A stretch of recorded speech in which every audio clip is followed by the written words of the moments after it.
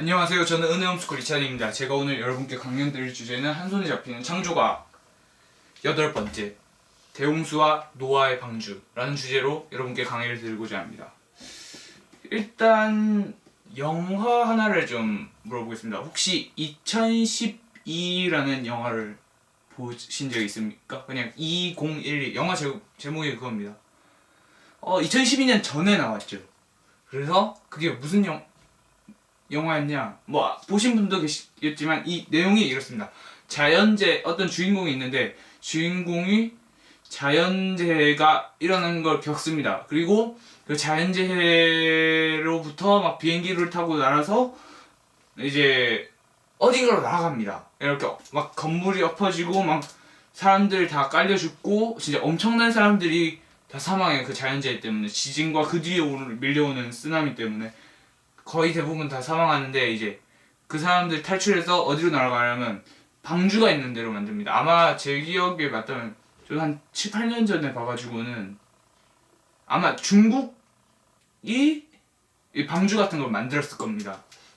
그 방주가 있어서 사람들이 그곳에 몰려와서 그 방주에 타면은 그 사람들이 살아남는 거죠. 그 엄청난 쓰나미와 해일과 그 자연재해로부터. 이 참 보면서 정말 신기하다. 그때는 그냥 그러면 그렇게 봤는데 지금 보니까 이게 똑같다는 말은 아니지만 여러분이 그 노아의 홍수와 그 노아의 방주에 대해서 여러분께서 잘 생각이 나겠다라는 생각이 들어서 이런 이 영화를 시작으로 강의를 시작해 보았습니다. 일단 노아의 홍수도 똑같아요. 엄청난 대신 그 영화의 장면보다 더 끔찍했을걸요. 더 엄청났을걸요. 일단 그런데 그 엄청난 심판이 시작된 그 대홍수가 왜 시작했냐? 이거는 인간의 타락 때문에 시작했습니다. 일단 인간의 타락은요 뭐로부터 시작됐죠? 아담의 범죄, 선악과 사건 때문에 시작했습니다. 그 이후로 가인의 살인, 그 다음에 부패와 포악함, 그리고 라멕이라는 사람이 또 살인을 합니다. 성경에 나와요.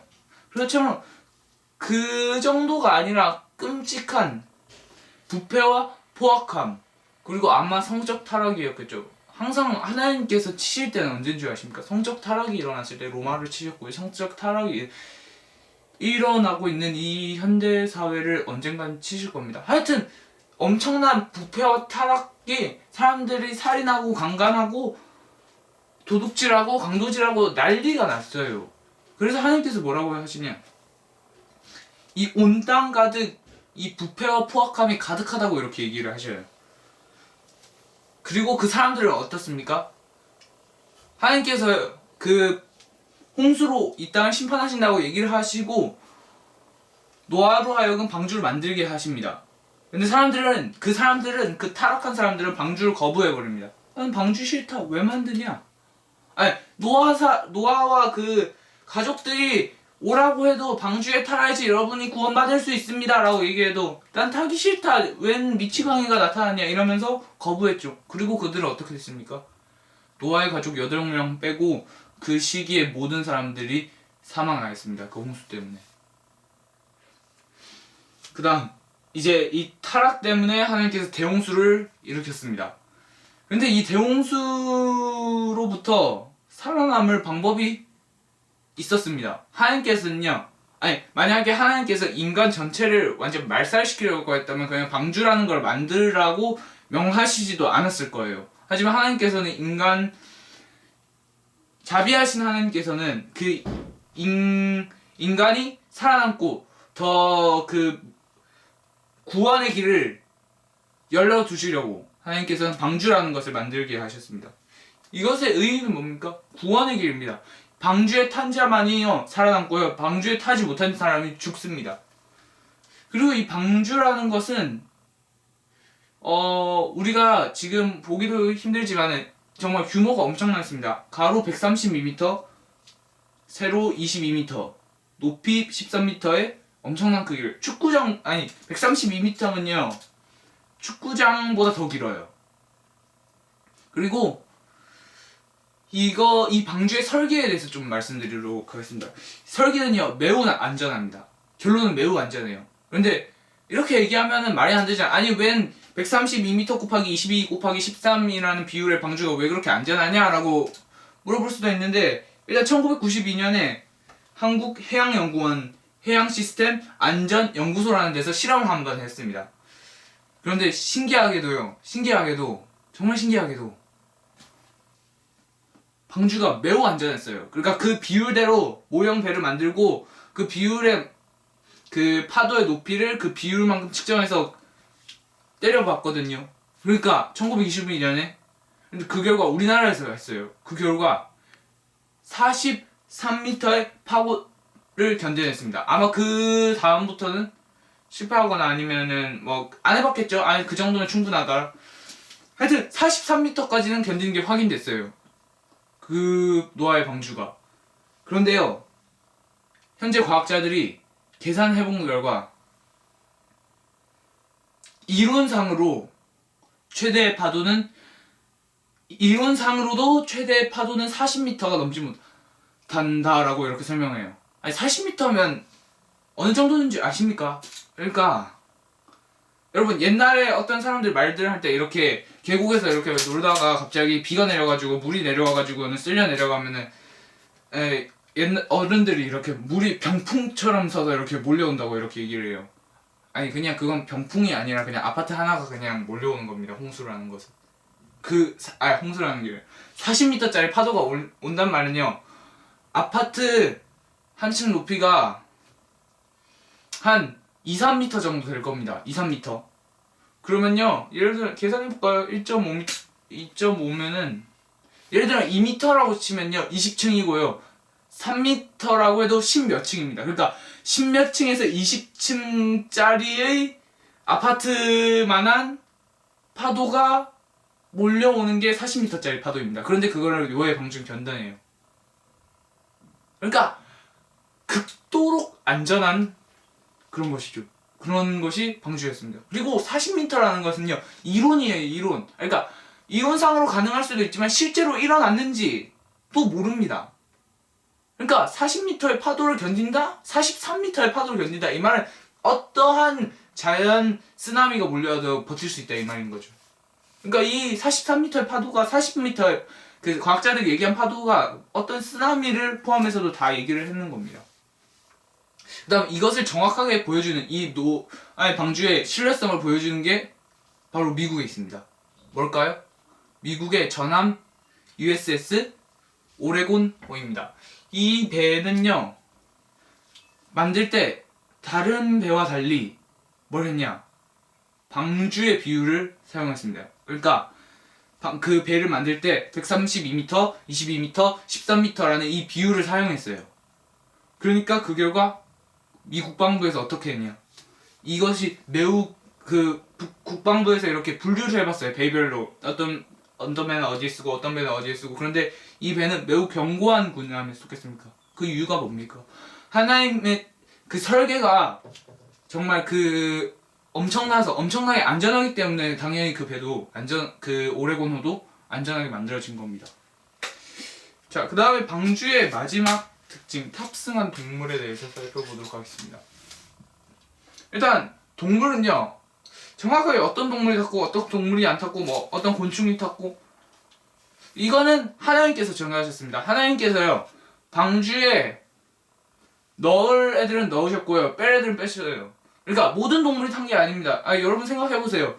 이렇게 동물이란 거 하면 쫙 스캔해보면 맨 밑에 이제 척삭동물 있고, 척삭동물에서 딱 생각해보면 척추동물 있고, 척추동물에서 쫙 스캔해보면 어류 있고. 그럼 어류도 방주에 태웠습니까? 아니요. 걔네는 바닷속에서 이렇게 살기 때문에 굳이 넣을 필요가 없었던 거예요. 그러니까 모든 동물을 실은 게 아니라 하나님께서 택하신, 그러니까 여러분 그렇게 생각해보면 작은 소참 진드기도 넣고 광합성 하는 남세균도 넣고 그렇습니까? 아니, 몰라요. 우린 몰라요. 하지만 하나님께서 넣을 건 넣고 뺄 건 빼셨을 겁니다. 근데 그러면은 우리가 정확하게는 알 수 없지만 아마 하나님께서 땅 위에 있는 모든 동물들을, 그러니까 홍수가 났을 때 살아날 수 없는 동물들은 최소한 하나님께서 다 방주에 넣으셨을 겁니다. 그래서 현재 한번 조사를 해봤어요. 그러니까 바다에 있는 물고기나 바다에 있는 고래 같은 거 빼고 그냥 땅 위에는 얼만큼 있을까? 근데 17만 죄송합니다. 17,600마리가 나왔어요. 제가 그냥 궁금해서 좀 사칭 연산을 해봤습니다. 그래서 방주의 부피를 여러분 시간 나시면 한번 해보세요. 방주의 부피 있죠? 그거 다 미터에 다니기 때문에 132m, 22m, 13m 걔네를 다 곱하면 뭡니까? 하여튼 꽤 큰 수가 33,000쯤 나왔던 것 같아요. 그래서 그게 세제곱미터예요. 세제곱미터. 그거를 이 동물의 수, 그러니까 그 현재 있는 거는 17,600종인데 좀 많이 잡아서 2만 종이를 잡고 2만으로 나눠버렸어요. 그러니까 어느 정도 나오는지 아십니까? 1.8m 제곱 정도가 나옵니다. 그러니까 한 1.8이면 한 2 정도 되죠? 2에 루트 씌우고 또 루트 씌우면 한 1점 몇 정도 나올 거예요. 1점 몇 정도가 나올 텐데 그 정도를 크기면은 그러니까 큰 동물도 있었을 거지만 작은 동물도 있었을 거예요. 그러니까 평균 때리면은 한 양 정도? 양? 그러니까 염소하고 양 있잖아, 양. 그 양 정도 크게 나오는데 그 1.8m의 제곱 정도면은 양 한 마리는 충분히 실어요. 싣고도 남는 크기입니다. 양 한 마리가 차지하는 게 한 1m의 3승도 안 될 거예요. 그러니까 세제곱미터가 안 될 겁니다. 그런데 1.8이면 널널한 거죠. 그러니까 그 방주에 식량도 심고 그 8사람이 생활할 수도 있었던 겁니다. 그리고 또 하나는 뭐냐? 아니 공룡 같은 거 있잖아요. 그거를 큰 동물을 안 싣고 그냥 작은 동물을 실어도 됩니다. 그러니까 새끼 공룡을 싣고요. 호랑이도 새끼 호랑이를 싣고 사자도 새끼 사자를 싣으면 되잖아요. 그럼 다 요만할 거 아니에요. 그러면은 결론은 뭐냐? 사람들이 이렇게 의문을 제기해요. 아니 방주에 어떻게 그렇게 많은 동물들, 그렇게 큰 동물들, 그렇게 큰 기린들이 들어갔냐? 아니 어린아이들 그러니까 새끼를 집어넣으면 문제가 없잖아요. 그러니까 제가 말하고 싶은 건 뭐냐? 그 정도 크기의 132m, 22m, 13m의 크기의 방주에 땅 위의 동물들을 다 넣을 수 있었다 이 말입니다. 자, 그 다음에 대홍수에 대해서 살펴보겠습니다. 아까 전에 방주에 살펴봤는데 이 방주를 왜 만들었어요? 홍수 때문에 만들었잖아요. 이 대홍수는요, 성경에 자세한 기록이 이렇게 딱 날짜 순들을 언제부터 언제까지 이런 날짜 순 기록이 거의 드뭅니다. 그런데 그 드문 기록 중에 하나가 대홍수예요. 그만큼 성경이 중요하게 썼다 이 말입니다.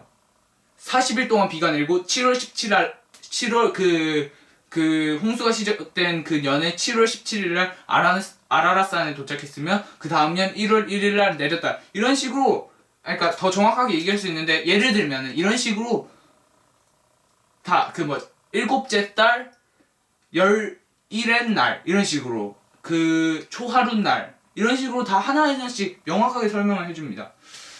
그러면서 성경이 이 홍수가 사실이었다. 홍수의 증거는 여러분께서 제가 전 강의에서 말씀드렸고 그렇게 자세하게 설명하고 있습니다. 근데 여러분 생각해 보십시오. 이렇게 자세하게 홍수에 대해서 얘기를 했는데 성경이 이걸 얘기한 이유는 뭡니까? 이 대홍수는요, 성경에서 말하고 싶은 것은 심판이었다. 이걸 얘기하고 싶었을 겁니다. 그러니까 방주에 타지 않았던 모든 동물들과 모든 사람들은 사망했습니다. 방주에 타지 못했고, 그러니까 정확하게 말해서는 자기 종이, 그러니까 예를 들면 토끼면 어떤 토끼가 방주에 탔어요. 그럼 자기 죽는 겁니다. 물고기는 안 탔잖아. 그럼 물고기 사는 거고, 사람도 노아가 탔잖아요. 노아라는 사람이란 종이 탔잖아요. 그럼 죽는 거예요.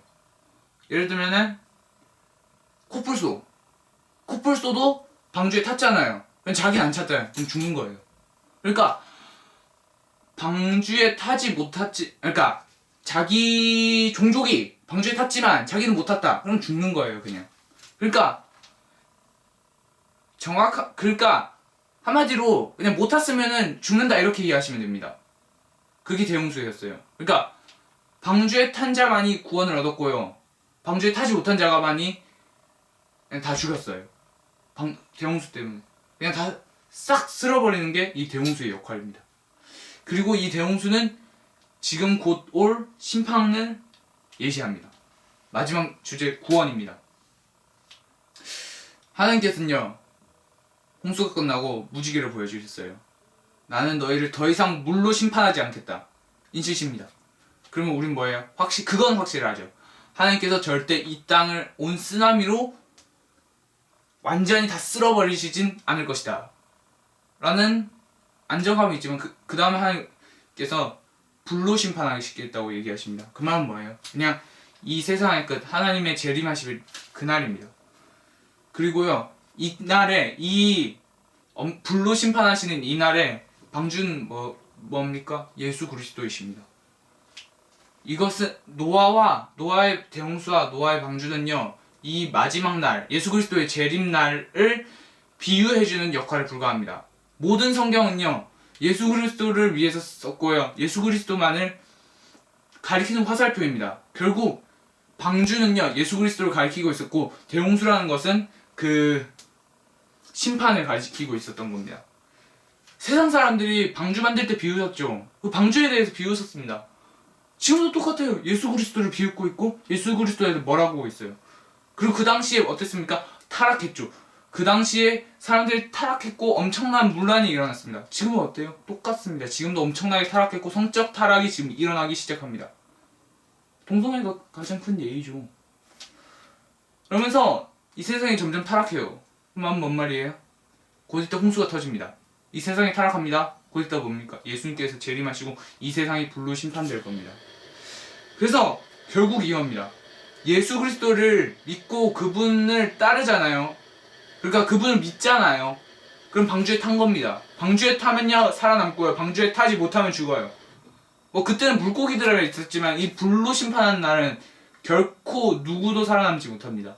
예수 그리스도 안에 있지 못하면 여러분 죽는 거고요. 예수 그리스도 안에 있다면은 여러분께서 사는 것입니다. 결국 이번 장에서 말하고 싶은 것은 이 대홍수와 노아의 방주라는 것은요, 이 세상 마지막에 있을 심판과 예수 그리스도란 말이에요. 여러분께서 예수 그리스도를 믿으신다.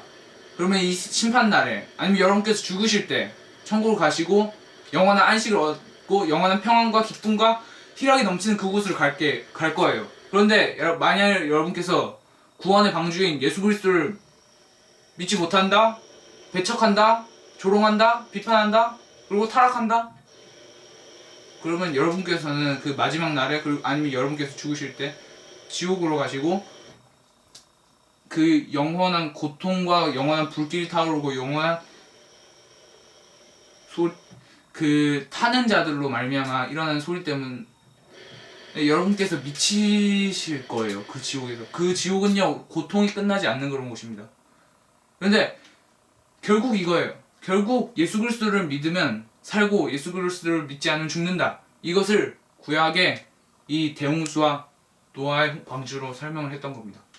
네, 결국은 이것입니다. 결국 구원의 방주는 예수 그리스도이고요. 여러분께서 이분을 믿기만 하면은 사는데, 많은 사람들이 아니 힘들어요. 방주에, 아니 그 당시에 사람들이 방주에 이렇게 걸어 올라와서 방주에 타고 앉아 있는 게 힘듭니까? 아니요.